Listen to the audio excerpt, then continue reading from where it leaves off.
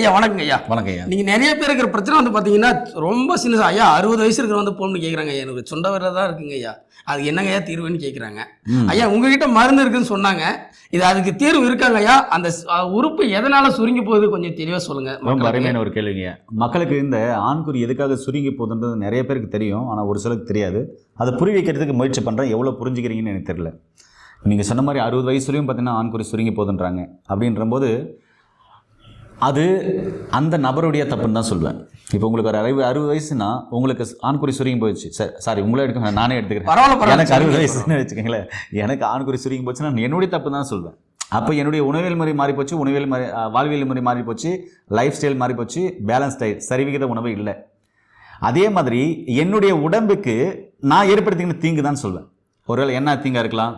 நிறைய போதை பழக்கங்கள், நிறைய புகைப்பிடிக்கிறது, நிறைய கைப்பழக்கம் பண்ணுறது, வயது மூத்திரங்களை தொடர்பு வச்சுக்கிறது, அடிக்கடிக்கு சுயம்பம் பண்ணுறது, அடிக்கடிக்கு தாம்பதியம் ஈடுபடுறது, அதே மாதிரி கண்ட போன உணவெல்லாம் உள்ளே போட்டுக்கிறது, ஜீரணம் இல்லாமல் சாப்பிட்றது, வாரத்துக்கு 2 முறை எண்ணெய் தேய்ச்சி குளிக்காமல் இருக்கிறது, பேதிக்கே சாப்பிடாமல் இருக்கிறது, கண்ட போன நேரத்துக்கெல்லாம் கண்ட உணவுலாம் சாப்பிட்றது, இப்படி என் உடம்பை சின்ன பின்னமாக நான் பண்ணதுனால தான் எனக்கு இது மாதிரியான பிரச்சனைகள் ஏற்படுதுன்னு நான் சொல்ல வரேன். இப்போ இதை சரி பண்ணுறதுக்கு அற்புதமான மருந்துகள் பார்த்திங்கன்னா நம்மக்கிட்ட இருக்குது. இதை நான் கண்டுபிடிக்கல, இதை வந்து ஒரு ரிசர்ச் சென்டரில் பல வருட ஆராய்ச்சிக்கு முன்னாடி லேபன் ஆயில் அப்படின்னு சொல்லிட்டு கண்டுபிடிக்கப்பட்ட ஒரு அற்புதமான ஆயில்.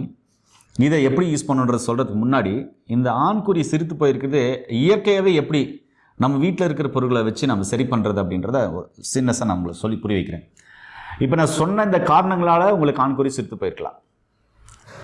அதே மாதிரி எப்போவுமே பார்த்தீங்கன்னாக்கா ஆண்குறி சிரித்து போயிருக்கிறவங்களுக்கு அந்த மைண்ட்லேருந்து முதல் வெளியே வாங்க.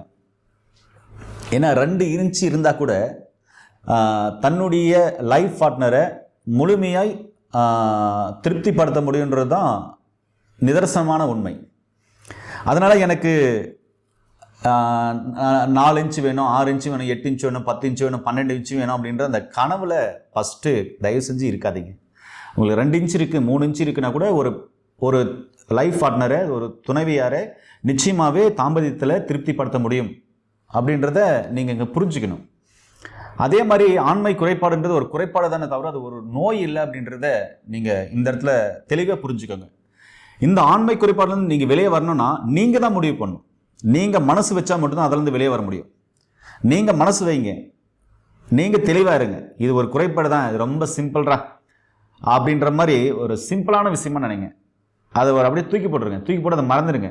மறந்துட்டு அதிலிருந்து எப்படி வெளியே வரலாம், அதை எப்படி சரி பண்ணலான்றத முதல்ல நீங்கள் யோசிங்க, முயற்சி பண்ணுங்கள். இதுக்கு ஃபஸ்ட்டு ஸ்டெப்பு, உங்கள் ஆண்குறி சிரித்து போயிருக்கு, இந்த சுண்டு விரல் பெருசு தான் இருக்குது, சிரித்து போயிருக்கு அப்படின்னு சொன்னால் அது ஆண்குறி சுற்றி இருக்கிற அந்த முடிகளை வந்து ஃபஸ்ட்டு சேவ் பண்ணுங்கள். சேவ் பண்ணிவிட்டு கண்ணாடி முன்னால் நின்று, எப்படியும் பாத்ரூமில் கண்ணாடி இருக்கும், சேவ் பண்ணிவிட்டு கண்ணாடி முன்னாடி நின்று சேவ் பண்ணிவிட்டு அவங்களுடைய ஆண்குறியை தவற எடுத்துக்காதீங்க. அதை பாருங்கள். பார்க்கும்போது தெரியும், எப்பயுமே வந்து கண்ணாடி கொஞ்சம் உங்களுக்கு பிம்பத்தை வந்து அழகாக்கி காமிக்கும். அப்போ அதை பார்க்கும்போது உங்களுக்கு அழகாக தெரியும், ஓகே எனக்கு சரியாச்சுன்ற அந்த மனநிலைமை வரும். அதே மாதிரி இந்த ஆயிலை தொடர்ந்து காலை இரவு பார்த்தீங்கன்னாக்க பிரச்சனை உள்ளவங்க அந்த ஆண்குறி மேலே போட்டு நல்லா உருவி விடுங்க. கீழும் மேலும் நல்லா உருவி விடுங்க, ரொம்ப அழுத்த வேண்டாம், நல்லா உருவி விடுங்க. காலை இரவு சிவியராக பிரச்சனை இருக்கிறவங்களுக்கு, லைட்டாக பிரச்சனை இருக்கும் நைட் மட்டும் அப்ளை பண்ணால் போதும். இது நல்லா குளிக்க தான் பண்ணணும், இப்படி நல்லா குளிக்கணும். ஏன்னா மருந்து, இது உள்ள மருந்து இருக்குது, இந்த ஆயிலோடு கலந்தால் தான் மருந்து வரும். இது குளிக்க தான் இப்படி பயன்படுத்தணும். அது பயன்படுத்தும் போது அந்த ஆண்குறியில் அந்த ஆயில் தடவும் போது என்னன்னா அந்த ஆயில் அந்த ஸ்கின்னுக்குள்ளே ஊடுருவி அங்கே இருக்கிற நரம்பு நாளங்களை வந்து சரி பண்ணும், அங்கே இருக்கிற இரத்த ஓட்டத்தை சீர் செய்யும், அங்கே இருக்கிற தசைநார்களை விரிவடை செய்யும். அப்படி இருக்கும்போது நீங்கள் பூசும்போது அந்த எழுச்சி, அந்த உணர்ச்சி வர்றதை கண் கூட நீங்கள் பார்க்க முடியும், மனதளவில் உணர முடியும், உடலளவில் உணர முடியும். அப்போ அந்த ஆண்குறி பார்த்தீங்கன்னா கண்ணாடி முறை நீங்கள் அது மாதிரி பண்ணும்போது உணர்ச்சி அதிகமாகி அந்த ஆண்குறி பெருசாகும் போது உங்களுக்கு அந்த புத்துணர்ச்சி வரும். அப்பா எனக்கு சரியாகுது, இப்போ சரியாகுது அப்படின்ற அந்த எண்ணம் வரும்போதே எண்ணம் போல் வாழ்க்கை, அந்த எண்ணமே உங்களை சரிப்படுத்துன்னு சொல்ல வரேன். இது மாதிரி ஒரு சில ஸ்டெப்புகள் இருக்குது. அதனால் எப்பவுமே முடியோடு இருக்க வேண்டாம், முடியை நீக்கிட்டு இது மாதிரியான ஆயில்கள் நீங்கள் பயன்படுத்தும் போது அந்த ஆண்குறி இன்னும் கொஞ்சம் நீளமாக இருக்கிறத நீங்கள் உணரலாம். அந்த கண்ணாடி முன்னாடி நீங்கள் பாத்ரூமில் யாரும் இல்லாத போது நீங்கள் தனியாக தான் குளிப்பீங்க. அப்போ அதை லாக் பண்ணிவிட்டு அந்த ஆயில் அந்த இடத்துல குளிச்சுட்டு தொடச்சிட்டு போடும்போது அது என்ன சொல்ல ஃபீல் பண்ணலாம். நீங்கள் நான் சொல்கிறத நீங்கள் எப்படி புரிஞ்சுக்கிறீங்கன்னு தெரியல. இது மாதிரி நீங்கள் பண்ணி பாருங்கள், அப்போ தான் அந்த விஷயம் உங்களுக்கு முழுமையாக புரியும்.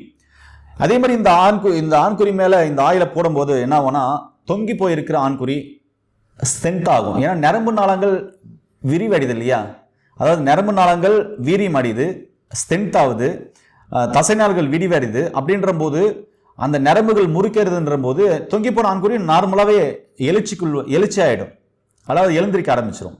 அப்போ அது டெம்பர் ஆகும், இரும்பு போல் ஆகிடும், நீளமாக வளர ஆரம்பிக்கும்.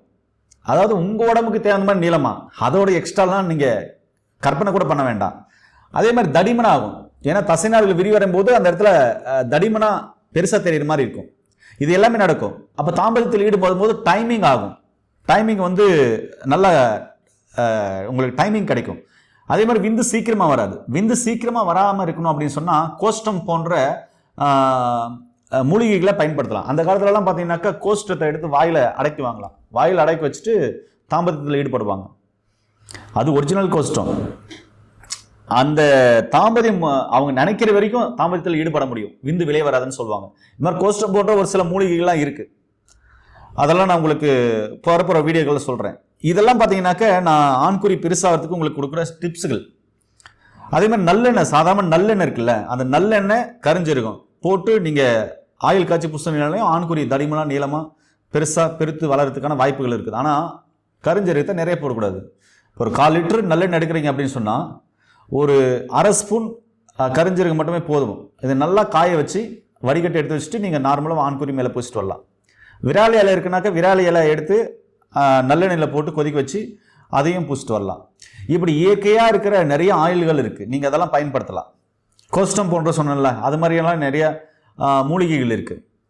அதே மாதிரி விந்து சுத்தமாக தண்ணி மாதிரி இருக்குது கெட்டியலை அப்படின்னுக்குன்னா பூனைக்காளி விதை, இதை நீங்கள் தாராளமாக எடுக்கலாம். இது தாராளமாக எடுக்கும்போது பார்த்தா விந்து கெட்டியாகும். சரிங்களா? அதே மாதிரி நிறைய மூலிகைகள் இருக்குது. ஜாதிக்காய் இருக்குது, கடுக்காய் இருக்குது, தாண்டிக்காய் இருக்குது, வசம்பு இருக்குது. இதெல்லாம் எடுக்கலாம். இதெல்லாம் எப்படி எடுக்கணுன்றத நான் உங்களுக்கு சொல்லியிருக்கேன். ஏன் சுக்கு, வசம்பு, ஜாதிக்காய், மாசிக்காய்லாம் ஆண் பிள்ளைங்களுக்கு உரசி ஊத்துறாங்கன்றதெல்லாம் சொல்லியிருப்பேன். இது எல்லாமே அன்னைக்கு மருத்துவமாகவும் இருந்துச்சு, ஆண்மையை தூண்டக்கூடியதாகவும் இருந்துச்சு. அதே மாதிரி எந்த வியாதியும் வராமல் தடுக்கக்கூடிய ஒரு காயகல்ப மருந்தாகவும் இருந்துச்சு. இன்னைக்கு எல்லா நோயும் வரதுக்கான காரணம் நான் சொன்ன மாதிரி தான். அதனால என்னன்னா ஆண்குறி சிரித்து போயிருக்குன்னா பயப்படவே வேண்டாம். இது மாதிரியான ஆயில்கள் வந்து நிறைய இடத்துல சித்த மருத்துவர்கள்கிட்ட இருக்குது, சித்த வைத்தியர்கள்கிட்ட இருக்குது, பாரம்பரிய வைத்தியர்கிட்ட. அவங்க கிட்டலாம் வாங்கி அருகில் இருக்கீங்கன்னா அவங்க கிட்ட வாங்கி யூஸ் பண்ணுங்க. இந்த லேபல் ஆயில் பார்த்தீங்கன்னா ரிசர்ச் சென்டர்ல கண்டுபிடிச்ச ஒரு ஆயில், இது அற்புதமாக வேலை செய்யும். இதையும் நீங்கள் தொடர்ந்து பயன்படுத்தும் போது பார்த்தீங்கன்னாக்கா அற்புதமாக வேலை செய்யும்.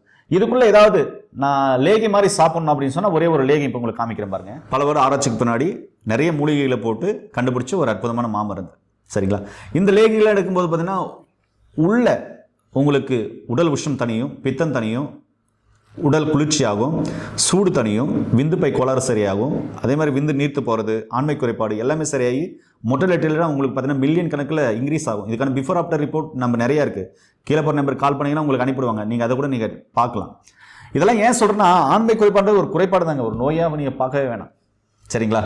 அதனால் உங்களுக்கு கேட்ட கேள்விக்கு நான் சரியாக பதில் கொடுத்துருப்பேன்னு நினைக்கிறேன். ஆண்குறி பிரச்சனைன்றது ஒரு பிரச்சனையே இல்லை. அது நாளடைவில் 60 வயசுனாலும் சரி 70 வயசுனாலும் சரி கண்டிப்பாக சரியாக போகும். அதுக்கான சரியான சிகிச்சை முறை எடுத்தாவே போதும் பண்ணுங்க. நிறைய பேர் வந்து பின்னா சிறுத்து போய் சொல்லியிருக்கீங்க, வயசாக தொங்கி போகுதுன்னு சொல்கிறீங்க.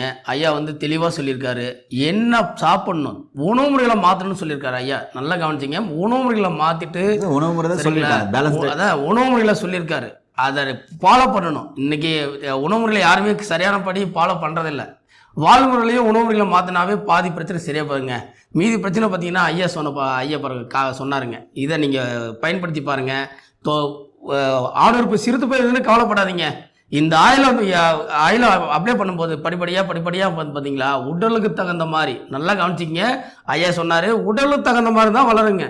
ஆமாம் ஐயா, மீறி 11 இன்ச்சு 12 இன்ச்சு அப்படிலாம் வளராதுங்க. உங்களுடைய உடல் பாகத்துக்கு தகுந்த மாதிரி தான் வளருங்க. சரிங்களா? நீங்களும் உங்களுக்கு இந்த ஆயில் வேணும் அப்படின்னா, இன்னும் உங்களுக்கு தகவல் ஆலோசனை வேணும் அப்படின்னா கீழே போகிற நம்பருக்கு கால் பண்ணுங்க. என்னுடைய ஆயில் வேணும்னா நீங்கள் கான்டாக்ட் பண்ணி வாங்கி பயன்படுத்துங்க. நன்றி, வணக்கம்.